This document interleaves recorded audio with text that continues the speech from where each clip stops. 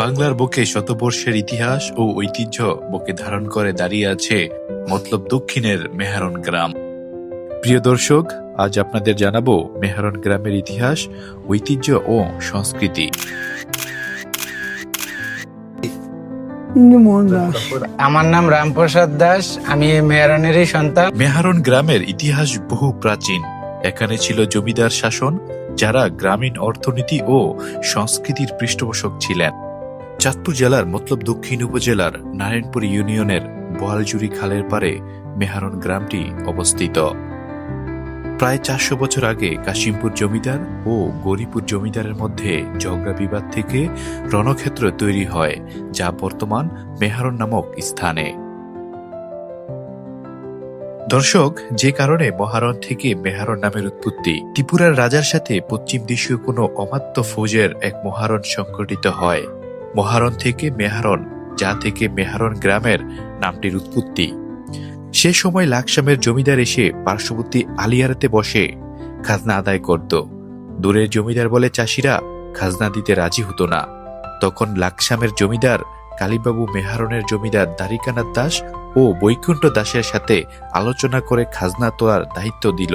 এরপর থেকে মেহারণের জমিদাররা আলিয়ারার কাচারি ও নারায়ণপুর কাচারিতে বসে খাজনা উঠাতো এবং এর ভাগ লাকসামের জমিদারকে দিতে হতো।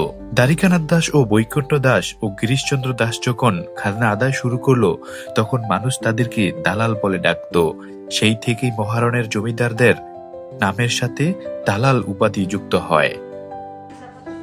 গ্রামের মানুষ এখন ধরে রেখেছে শত বছরের পুরনো উৎসব ও প্রথা। মেলা, গান সবকিছুতেই মিশে আছে মেহারণবাসীর প্রাণ চাঞ্চল্য। বিশেষ করে পূজা পার্বণ ও শ্মশান সংক্রান্ত আচার অনুষ্ঠান এখানে বিশেষভাবে পালন করা হয়।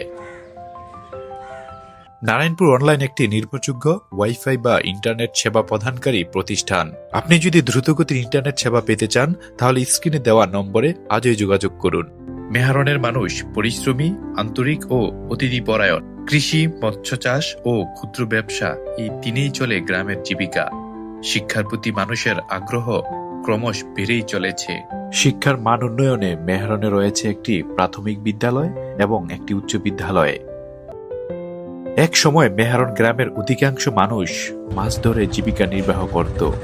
নদী ও খাল বিল ছিল তাদের রোজগারের প্রধান ভরসা। কিন্তু সময়ের সঙ্গে সঙ্গে গ্রামটি বদলে গেছে। এখন এই গ্রামের সন্তানরা শুধু জেলে নয়, ডাক্তার, শিক্ষক, ব্যবসায়ী, প্রকৌশলী হয়ে দেশের বিভিন্ন স্থানে গৌরবের সঙ্গে কাজ করেছে। মেহারণ আজ শিক্ষিত, দক্ষ ও আত্মনির্ভরশীল মানুষের গ্রাম হিসেবে পরিচিত। এই গ্রামে প্রায় 700 পরিবার ও প্রায় 10,000 মানুষ বসবাস করে। দর্শক, গ্রামের মানুষের অনেক দিনের আশা আকাঙ্ক্ষা, তাদের জন্য রাস্তাঘাট ও স্বাস্থ্যসেবা নিশ্চিতে স্থানীয় সরকার ও জনপ্রতিনিধিরা এগিয়ে আসে। গ্রামে যে উচ্চ বিদ্যালয়টি রয়েছে, এটি এখনো এমপিওভুক্ত হয়নি। 2000 সালে কৃষ্ণদাস প্রভু আমাদের গ্রামেরই সাধু, ওনার তত্ত্বাবধানে ছিল বিগত অনেক বছর।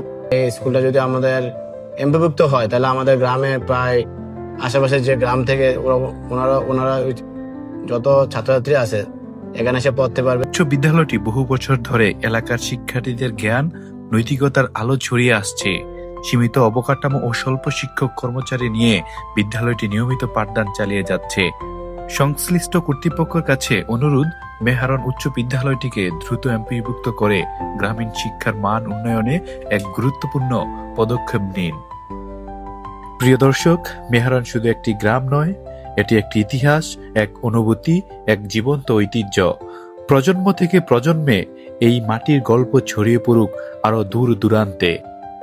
গ্রাম বাংলার এমন অজানা তথ্য নির্ভর ভিডিও পেতে আমাদের সাথে থাকুন আর ফলো করুন গ্রাম বাংলা ফেসবুক পেজটি।